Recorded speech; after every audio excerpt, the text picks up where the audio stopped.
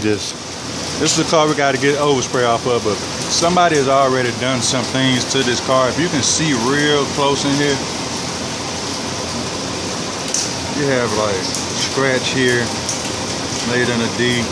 You have all type of those scratches here. I mean, they're like all over this vehicle, like really, really bad, and they've been here. You see all of this? These are scratches that were already here. So, do you see all this? These were already in here.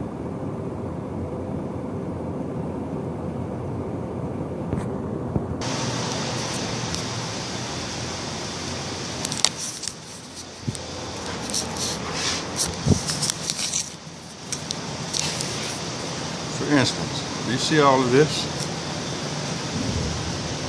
Look at all of this. Look at it.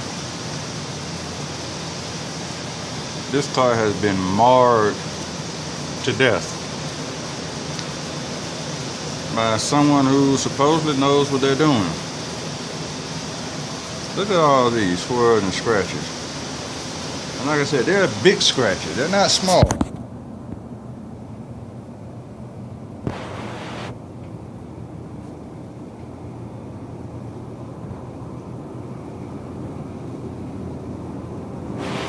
I'm gonna get you right though.